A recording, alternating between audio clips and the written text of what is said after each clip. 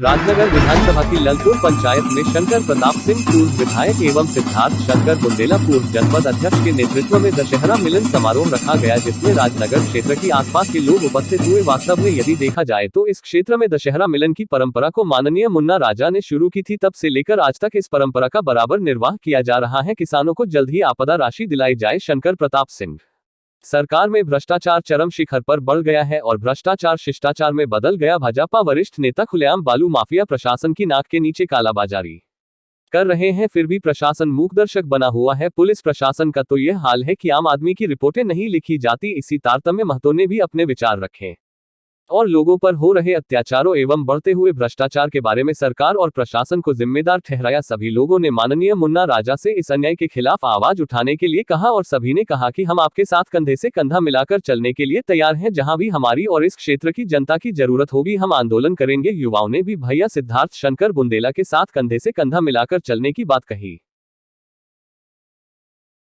मैं मोहम्मद इमरान, लाइव सत्ता का सुधार ललपुर में यहाँ पर आज दशहरा मिलन का कार्यक्रम था, जिसमें सिद्धार्थ सिंह शंकर बुंदेला जी और पूर्व विधायक मुन्ना राजा जी यहाँ पर मौजूद थे। तो यहाँ पर लोगों को दशहरा की शुभकामनाएं दी।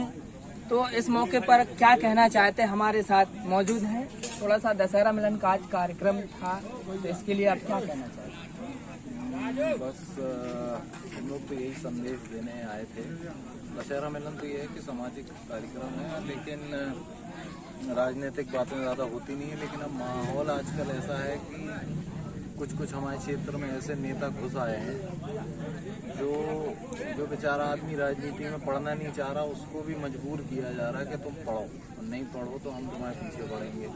तो ये इस टाइप के लोग हैं। यही तो रावण है आज की तारीख में। आज हमारे क्षेत्र में इन्हीं लोग को हम रावण मानते हैं।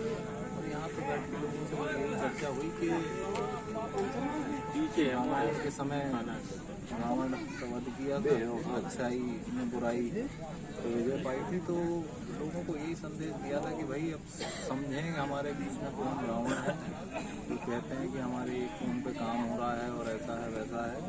तो ये जो गलत चीज़ें फैल रही हैं क्षेत्र में, इसको कहीं ना कहीं हम लोगों को उठ के ध्यान देना पड़ेगा और कुछ कार्रवाई करनी पड़ेगी। तो सबसे निवेदन यही किया था कि जैसे कि रावण को बनाने वाले भी हम हैं, जलाने वाले भी हम हैं। तो अब यहाँ पे एक रावण तो था ही था, उसके साथ साथ में यहाँ झुंड सा पैदा होता जा रहा है रावणों का। तो सबसे निवेदन किया है कि अगले दशहरा मिलन तक जब हम फिर बैठेंगे तो कहीं ना कहीं अपन इसका कुछ इलाज या कुछ हल ढूंढ चुके हैं। अभी बहुत ज़्यादा वर्षा होने के कारण किसानों की फसल नष्ट हो गई, आवारा पशु बहुत घूम रहे हैं, एक तो उनके वजह से बहुत परेशान हैं। तो इस पर आप क्या कहेंगे?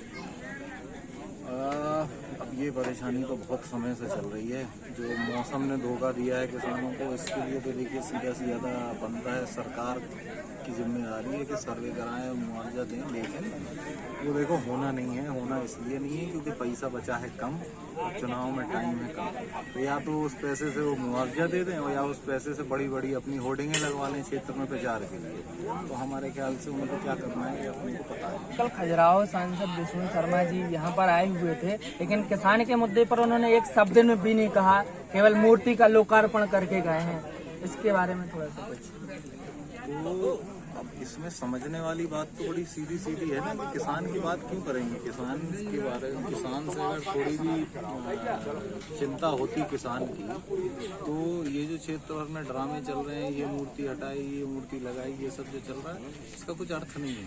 इतना पैसा खराब हो रहा है इन सब चीज़ों पर। इससे साझा आप एक गाँव में स्कूल पास करा दो, किसी गाँव की रोड डलवा दो, तो आदमी आपको ज़्यादा पसंद करेगा। लेकिन कहीं ना कहीं उनके जो आसपास के जो जी भाई साहब करने वाले लोग हैं, उन्होंने उनको गुमराह करा।